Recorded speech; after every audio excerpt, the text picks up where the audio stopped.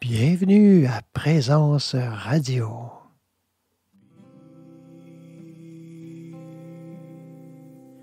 Be still, be still,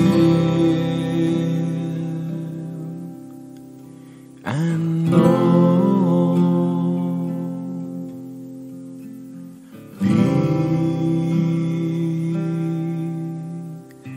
be still, be still. And know, 'cause I am that I am, and God is I. C'est toujours un grand plaisir pour moi d'être devant le micro comme ça, et parce que je sais que vous êtes de l'autre côté, même si c'est pas en direct, je sais que vous êtes là, et puis c'est une grande motivation. J'aimerais ça qu'on puisse avoir éventuellement des rencontres en direct, comme à la radio, où il pourrait y avoir des gens qui appellent, et puis qu'il y ait des questions, qu'il y ait des échanges comme ça. Alors, on met ça dans notre liste de souhaits, et puis on verra ce qui arrivera avec ça.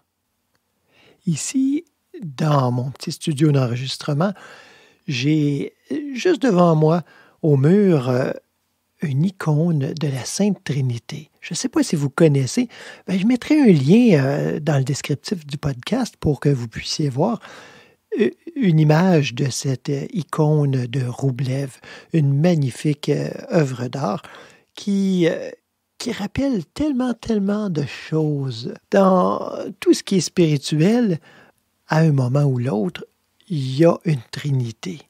Et on va regarder ça ensemble aujourd'hui. Question de se laisser interpeller, de se questionner, parce que mon but à Présence Radio, c'est pas d'amener un paquet de réponses toutes faites, mais c'est d'amener des réflexions et de se poser des questions aussi. Et j'espère que ça vous en pose au fil des émissions, comme ça, que vous vous posez des questions, que ça vous amène à méditer, à contempler différents sujets, différentes approches qui, autrement, peut-être, ne seraient pas venues à vous comme ça. Alors, c'est vraiment intéressant de pouvoir se laisser porter par l'esprit intérieurement. Quand un sujet nous est proposé comme ça, que ça vient à notre conscience, dans le fond, que ça soit via le médium de Présence Radio ou un livre ou une conversation au coin de la rue. Alors, ça arrive et ça se présente à notre conscience. Et j'irai pas jusqu'à dire, là, tout arrive pour quelque chose, et bon, etc., etc. Vous connaissez ce charabia. Mais non, mais ça se présente à ma conscience, et à partir de là, est-ce que ça m'interpelle ou ça me dit rien, puis ça fait juste continuer, c'est pas grave. Mais s'il y a quelque chose qui m'interpelle dans ce qui est dit, dans un mot, dans une phrase, dans un concept, une notion quelconque, qu'elle soit spirituelle ou non, mais moi, de mon côté ici, je vous parle de choses spirituelles. Eh bien, quand il y a un thème comme ça qui vient frapper à la porte, ça ne veut pas dire que c'est agréable nécessairement. Je vous donne un exemple. Moi, il y a, ça fait quoi, 30 ans à peu près, il y a une parole qui m'est venue par un livre. C'était une parole des Écritures, mais je ne l'ai pas pris dans la Bible. C'était dans un petit livre qui m'a interpellé vivement. Ça s'appelle « La vie impersonnelle ». Et puis, qui m'avait été conseillé par un ami.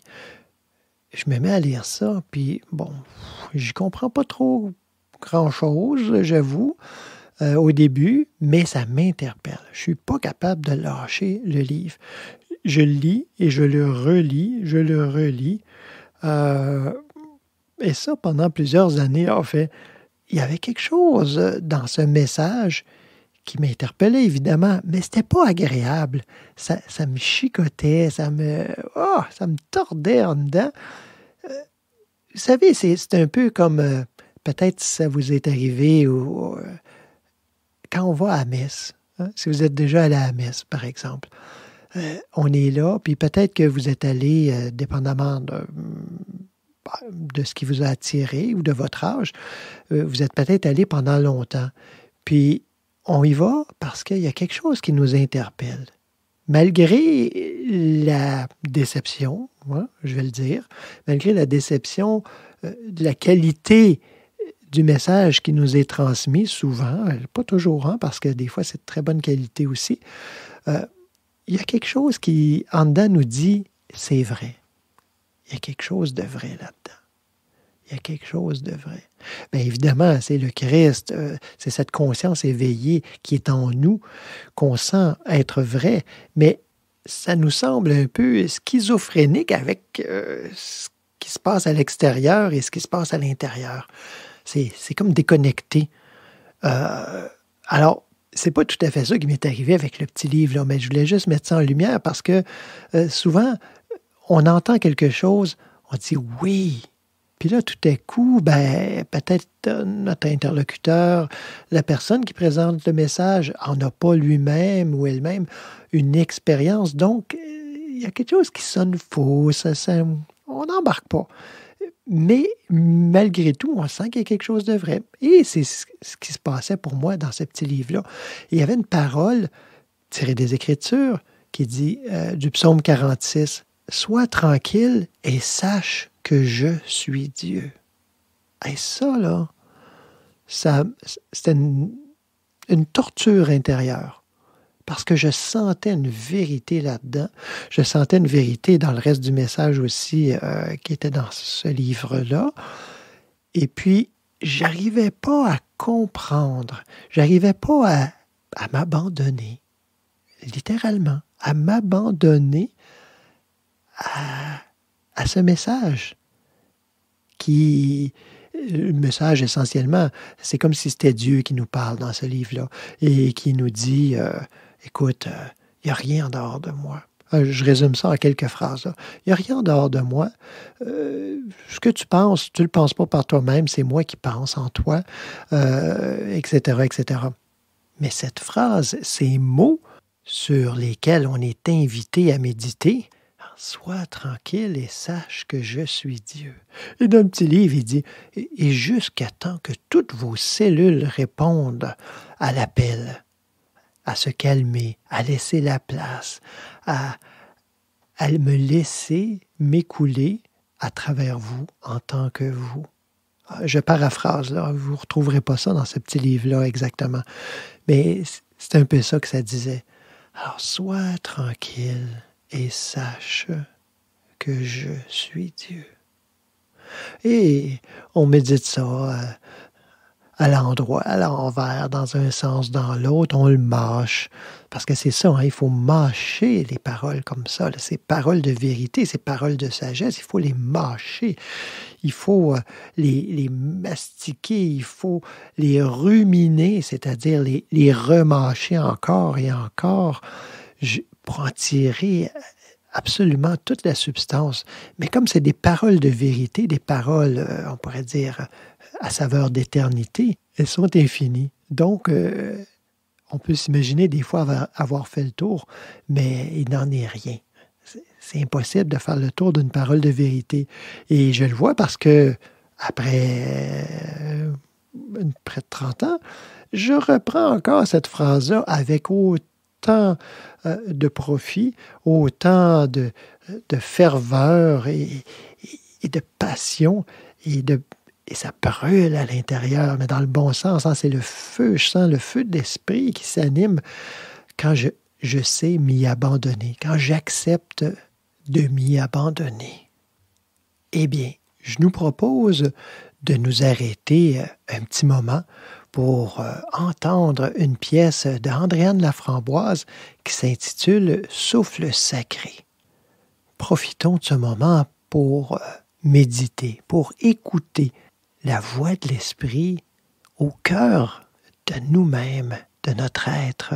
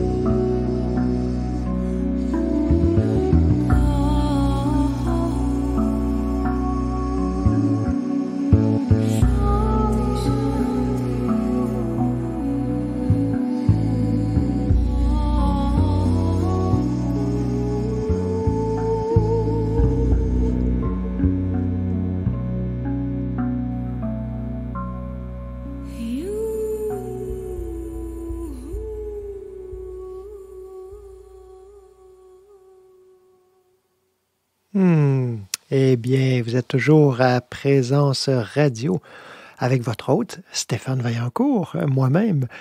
Eh bien, je vous parlais au début de la Trinité. C'est un très, très beau tableau qui s'appelle comme ça, une icône, en fait, la Trinité de Roublev. Mais c'est toute une représentation mystique, le Trois. Le Trois, le Père, le Fils, l'Esprit dans le christianisme, qui bien au-delà d'un dogme d'Église, un dogme de religion, est une notion éminemment mystique. C'est-à-dire qu'il ne se comprend pas avec notre simple intelligence habituelle. Ça se comprend, mais intuitivement, ça se comprend intérieurement, ça se comprend dans l'expérience qu'on fait, qu'on peut faire de Dieu. Évidemment, dans cette tradition-là, ça peut en faire partie.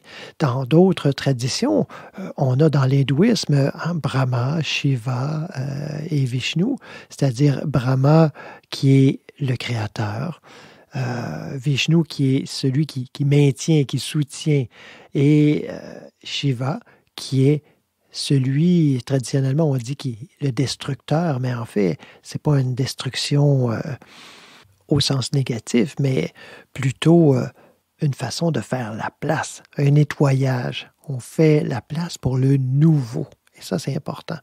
Et il y a aussi dans le bouddhisme cette notion aussi de, on pourrait dire de trinité, ou en fait, cette notion des triples joyaux, et qui sont le Bouddha, le Dharma et la Sangha. Le Bouddha, c'est-à-dire l'enseignant, celui, originellement le Bouddha Gautama, Siddhartha Gautama, qui a découvert ce message et qui l'a partagé. Mais au-delà de ça, ça représente aussi tous ceux qui transmettent cet enseignement. Le dharma, c'est l'enseignement. Mais au-delà d'un enseignement aussi simplement livresque, c'est aussi l'enseignement vivant. Et surtout, cet enseignement vivant, cet enseignement qui continue de se déployer. Alors, Bouddha, Dharma et Sangha, qui est la communauté de ceux qui adhèrent et pratiquent cet enseignement, mais aussi dans un sens plus large, c'est-à-dire tous les êtres. La Sangha, ça pourrait être tous les êtres qui sont sur la voie spirituelle, mais aussi tous les êtres, peu importe qu'ils soient sur la voie ou non. Alors ça, c'est là que ça devient mystique. C'est quand il y a inclusivité et non exclusivité. Vous voyez, c'est pas une inclusion là à tout prix, tout le monde il est beau, tout le monde il est fin, c'est pas dans ce sens-là. Mais c'est une inclusivité nourrie qui naît à partir de l'expérience. Cette expérience du divin, qu'on l'appelle divin, soit éveil, n'importe quel nom que vous voulez, on réalise que c'est un, que nous sommes un, malgré qu'il y a individualité, il y a unité. Parce que, en fait, même avec l'étymologie du mot individualité, on voit que ça veut dire indivisible du tout. Vous voyez? Alors, c'est un tout qui se manifeste sous différentes facettes, on pourrait dire aussi. Ça me fait penser, je parlais du bouddhisme, ça me fait penser, il y a bien des années, où j'ai eu cette rencontre avec un maître tibétain. C'était en fait le premier maître vivant que j'ai rencontré, parce que j'en ai rencontré dans des livres, j'en ai rencontré dans des enseignements, mais un maître vivant, comme ça, en chair et en os, ça a été un maître de la tradition tibétaine. Tibétain lui-même, pas simplement de tradition, mais d'origine aussi. Et puis, ça a été une belle expérience, une expérience profonde, bouleversante. Et puis, c'est là que j'ai appris à vivre cette relation de maître à disciple. Ça peut se vivre de mille et une façons. C'est pas nécessairement quelque chose de formaté qui doit se passer d'une telle façon comme on a lu dans des livres ou quoi que ce soit, là. Mais au-delà de ce qu'on entend habituellement par le terme relation, c'est une relation on ne peut plus intime, où j'ai pu apprendre cet abandon à l'enseignement qu'on sait être d'une grande valeur qui nous est transmis par quelqu'un. Alors, et la réalisation que c'est toute une opportunité, tout un cadeau. Et je m'y suis abandonné. Et ça a été une expérience qui me touche encore aujourd'hui. Et je me souviens à un moment où j'étais, parce que je ne me mêlais pas beaucoup à la sangha, à la communauté, parce que j'étais très timide à l'époque. Et puis, le maître, à la fin, une fois, à la fin d'un enseignement, tout le monde s'agitait un petit peu, là, se préparait à partir, il était déjà tard. On ne traîne pas trop à la fin des enseignements parce que ça se termine, on se prépare pour le boulot le lendemain, etc. On ramasse. Et puis, moi, j'étais là comme un petit peu dans le milieu de la place. Et le maître s'avance vers moi et met la main sur le cœur et me fait signe, assieds-toi. Et on s'assoit les deux. C'était un peu hors de ce monde, là. C'est un peu comme au milieu de l'agitation, du brouhaha, des gens qui se préparent et tout ça. Bang! Nous, on est là et on s'assoit et on échange. On échange un peu par la parole, mais beaucoup par le cœur. Un contact, quelque chose, j'ai pas les mots pour le décrire. Et puis, ce maître-là m'a appris l'écoute. Cette écoute nécessaire si on veut être enseigné. Et cet effort aussi qu'on doit faire de compréhension, cet effort de dévotion envers l'enseignant et l'enseignement. Et j'ai vécu tout ça avec lui. Et dans ces mêmes années, le Dalai Lama était venu à Montréal. Si je me souviens bien, c'était en 1992. Et puis, j'étais allé pour des enseignements qu'il donnait. Des enseignements, non pas seulement grand public, mais aussi il y avait une partie d'enseignement pour les élèves sérieux. Donc, ce qu'on appelle dans le bouddhisme tibétain une transmission de pouvoir. Et c'était la transmission de pouvoir de Avalokiteshvara, c'est-à-dire le Bouddha de la compassion. Et il y a un rituel qui vient avec ça, il y a des prières. Alors, il y a beaucoup de rituels dans le bouddhisme tibétain, si vous ne connaissez pas cette voie. Alors, beaucoup de rituels, beaucoup de dévotion et beaucoup de pratiques, de visualisation dans ces rituels-là.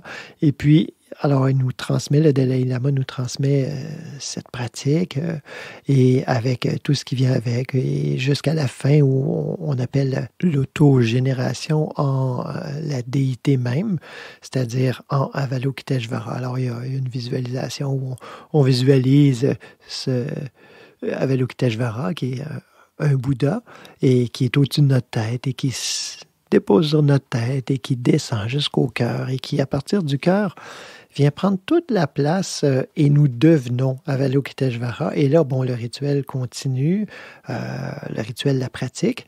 Et puis, là, il y a des prières. Et puis là, ce n'est plus moi. Vous voyez, il y a quelque chose de brillant là-dedans. Alors, on s'oublie. Et à partir de là, eh bien, ce n'est plus moi, mais Avalokiteshvara, donc le Bouddha de la compassion, qui inonde le monde de ses bienfaits, etc. Donc, c'est vraiment fascinant. En tout cas, je vous résume ça là, en quelques mots. Là. Et puis, je me demandais, parce qu'on ne connaît pas les pratiques intimes de notre lama, c'est-à-dire du maître. Et puis, je me souviens à un moment donné d'arriver au centre, et puis je le vois, il est là, puis je vois comme juste ses lèvres bouger. Il était là, en train de débarrer la porte, puis là, je m'approche, puis là, d'un coup, j'entends « Om Mani Padme Hum, Om Mani Padme Hum, Om Mani Padme Hum, Om Mani ». Il répétait sans cesse le mantra d'Avalokiteshvara, qui était une de ses pratiques principales dans la voix pour lui. Alors, c'est comme si pour moi, il y avait une connexion encore plus grande parce que j'avais reçu cette transmission de pouvoir du Dalai Lama et que mon maître, lui aussi pratiquait ça, vous voyez. C'est un beau mantra. En fait, la signification est un peu obscure, mais c'est un mantra, un des mantras les plus connus. Hein? Om Mani Padme Hum.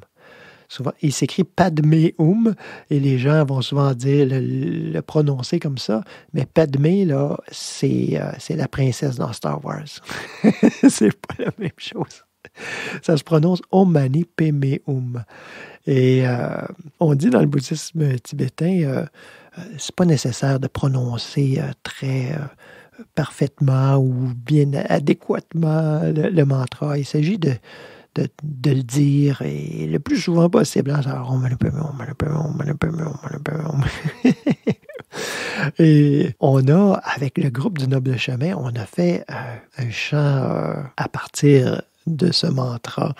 C'est François Duranceau qui l'a composé avec les paroles du mantra Om Mani Padme Hum, qui nous rappelle la grandeur de la compassion. La compassion qui, contrairement à ce que l'étymologie nous dit, hein, c'est-à-dire pâtir avec, ou souffrir avec, ou s'affliger de la souffrance de l'autre, mais plutôt de libérer l'autre de la souffrance. Et ça, on peut le faire à chaque instant. C'est pas une question de sous, c'est une question de conscience. À chaque instant, en conscience, de se rappeler la vérité de l'être qui est là en face de nous, qui n'est pas une vérité de souffrance. Ça ne nous empêche pas, là, d'allonger $1 ou de se mettre en marche pour offrir un repas ou pour aider les gens de façon matérielle. Ça n'exclut pas du tout. Mais d'abord, faisons ce travail que dans l'être, il n'y a pas d'être souffrant. Hein, dans l'être avec un grand E, c'est-à-dire en Dieu. En Dieu, il n'y a que Dieu. Alors, on va terminer cette rencontre avec ce chant interprété par le groupe du Noble Chemin. Je vous remercie de vous être joints à moi pour cette émission de Présence Radio. Vous avez des questions, des suggestions, des commentaires, n'hésitez pas. Envoyez-moi un petit mot à noblechemin@gmail.com. Vous pouvez toujours aussi vous tourner vers notre site Internet. Vous allez voir, il y a un paquet de ressources pour la pratique spirituelle, que ce soit la méditation, que ce soit des ressources écrites, etc. www.lenoblechemin.org. Je vous dis à bientôt, j'espère, face à face, mais à tout de suite dans la présence.